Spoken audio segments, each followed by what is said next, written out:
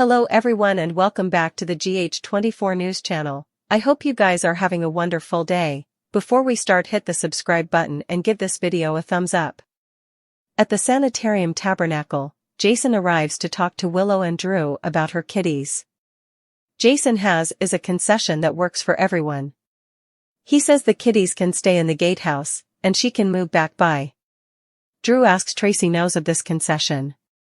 Jason insists he'll get her to agree, so Willow accepts, but only when he gets Tracy to agree. He leaves to make the deal.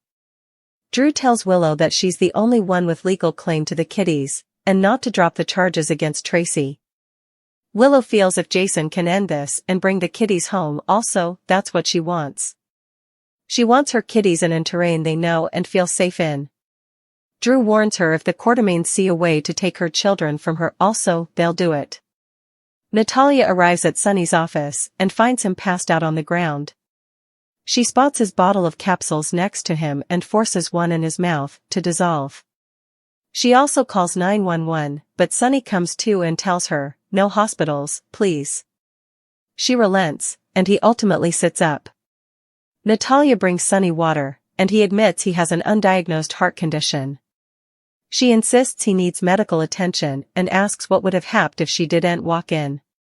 He asks her to call Dr. Gannon from his phone, so she does. Christina and Lucky prepare to open Charlie's. Lucky suggests first they take a shot and toasts to their daddies and to them. Maxie and Spinelli arrive and tell her the new place is the substance of cool. Isaiah heads to the bar and orders a drink from Lucky. The croaker reveals he's meeting someone tonight. Lucky notes he's set up his footing it seems, and Isaiah is also glad Lucky is sticking around. Liz shows up, says hello to Isaiah, and he also heads to snare a table. Alone, Lucky tells Liz he have a lead on their case. Cody shows up and tells Christina that she's got a good turnout. Maxie rushes up to Cody and is glad he's then, and says, "Isn't this place great?" Cody says he's glad someone is succeeding. Maxie wonders what that means, and also invites him to join their table, so he accepts. Cody decides to get a drink and heads to the bar where Spinelli is. Jordan and Brick arrive independently, and he asks to join her this evening when he runs into her. She explains she's meeting someone. She heads to meet with Isaiah. Christina thanks Brick for coming, and he asks if her pater is then. She says he isn't, so Brick assumes he'll show soon as he just spoke to him. Isaiah and Jordan sit down, and Isaiah asks her about the man she was speaking to. She says he's Brick, explains he's useful at times, and works for Sonny. Isaiah asks about Sonny. She says he was the bane of her actuality as manager, but a lot of people respect and care about him. They're intruded by Natalia's call. Isaiah apologizes but has to leave on medical exigency, but would like to do this again. Brick wastes no time moving in and taking Isaiah's seat with Jordan. He asks her about Isaiah and if he should be jealous of the attention she's giving him. She notes Brick is a fascinating man who likely charms lots of women. Brick comments he's only interested in fascinating her right now. Martin arrives, and Lucky spots him and tells Liz to follow his lead. Martin sits at the bar, and Lucky talks him up. Lucky mentions Cyrus trying to make opinions for Lulu, and Martin says his mama could bring a case against Turning Woods for that. Liz wonders why Cyrus is so intent on visiting cases, especially Bones. Who doesn't have anyone? Martin theorizes it has to do with their mama. Martin explains their mama took a turn for the worse a while back, and Cyrus wanted to take no extreme measures and let her go. Still she survived, and his mama set up a medical directive giving him sole decision-making for her. Their mama believes she'd have failed way before her time if Cyrus had his way. Still, he doesn't suppose Cyrus wanted to hurt their mama, he wanted to release her. Martin gets a textbook and has to head out. Away, Cody tells Spinelli he has kept silent about his courting point for this long, and its massive breach of sequestration, but if he's to stay relatively also Spinelli has to pony over. Spinelli asks what this is about. Cody says he's living the nice live and can fluently go to pay him $75,000. Spinelli asks where this is coming from. Does he have no shame shaking him down, given they're virtually family? Maxie interrupts and asks what's going on, and Spinelli says Cody has been bothering him. Cody gets angry when Spinelli walks down, and Lucky has to step by, telling him this is a festivity. Cody tells Lucky to shut up and punches him. Alone, Liz prodigies if releasing the cases from terminal suffering is Cyrus' motive. Lucky notes Sam and Dex were terminal, so there's commodity they're missing. After the fight is broken up, and Cody and Lucky are nowhere to be set up, Maxie apologizes to Christina for Cody's jest.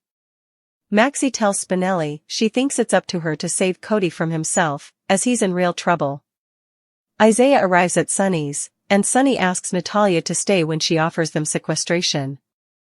Isaiah asks what touched off this, and Sonny relays the events of fighting with Ava, feeling commodity in his casket, and he to delay taking his meds. He didn't want her to know about his condition. When she eventually left, he collapsed. Natalia says that's when she set up him and the capsules next to him, so she gave him one. Isaiah implores Sonny to see a croaker, as these capsules are a long-term result. Sonny wouldn't go to the sanitarium, so Isaiah says he shouldn't be alone tonight. Natalia offers to stay with him. Isaiah tells Sonny that he needs to hear to him, and he can't keep being his go-to in extremity.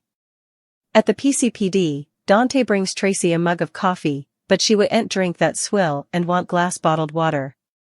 He tells her this is a resort, and as he's about to shoot her down to the cells. Lulu arrives to see Tracy, but Dante says, too late, and shuts Tracy in the interrogation room. Lulu tells her partner that she could save the department time and plutocrat by persuading Tracy to back down. Dante tells her to have at her, as he needs a break, before taking to her a cell. Lulu goes to see Tracy and warns her that she's pushed Dante too far, and she's facing a hijacking charges. Tracy says the children haven't been abducted, they're just out of reach. Lulu tells Tracy that Willow and those kiddies need one another.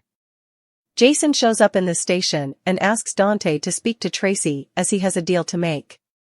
Dante takes Jason in to see her, and he makes the deal for Willow and the kiddies to continue living at the gatehouse. Tracy countries, absolutely not. Tracy says Willow could take the kiddies and move at some point, but Lulu tells her not to worry about the future. Lulu asks Jason to give them a moment alone, so he steps out. Lulu tells Tracy this has to stop. When Wiley and Amelia are set up, she loses the capability to make a deal. Tracy says she's guarding those children from their mama's bad decision timber. Lulu tells her she should play the long game, Michael wouldn't be gone ever, and this allows her to watch over his kiddies. She tells Tracy to take the palm. Lulu calls Dante and Jason back by, and Tracy agrees to the deal. Sasha reads a book to Wiley at the gatehouse when there's a knock on the door. Wiley hopes it's his mama, but it's Felicia. Wiley heads to his room, and Sasha tells Felicia about the drama that's been going on. Felicia says the Quartermaines thrive on poisonous shenanigans and warns her not to get drawn in over her head. Felicia asks if the kiddies shouldn't be with Willow as she's their only parent now. Sasha explains that doesn't fate Willow presently, she's changed, and walked out on Michael for Drew. Felicia says passions can be complicated, and only the parties involved know what's going on. She says if she'd been judged for all her miscalculations, she wouldn't have the relationship with Maxie they've now. Sasha isn't one to judge either, but Willow used Michael as influence over Sonny and Carly. Sasha says she's lucky to have her in her family, and Felicia jokes she's wedged with her. Jason soon arrives, tells Sasha that Willow and Tracy have made a deal, and Willow will be coming home soon to be with the kiddies. Felicia heads out, and Sasha asks Jason what comes next. Jason calls Willow, who's still in the sanitarium tabernacle, and tells her that he's at the gatehouse with the kiddies, so come home. Back at the station, the charges are dropped against Tracy, so Lulu prepares to take her home. Suddenly an officer brings a shackled Cody in, who's screaming about Lucky. The officer says Lucky is being brought by two. Martin meets with Drew at the tabernacle. He says he talked to Diane, and Willow is on her way home to be with the kiddies. Drew is bothered the Quartermaines will use the kiddies to manipulate Willow, and she needs to be free of those people. Martin asks, free to be with you? Drew says she needs someone who'll take care of and cover her and those kitties, and that he'd do anything for Willow. At the gatehouse, Willow returns home and embraces Wiley. She also thanks Jason and Sasha for taking care of her kitties. On the coming General Hospital, Brick warns Sonny, this can't be again. Felicia asks Liz about her interest in a certain subject. Ava smothers that Rick won't help her.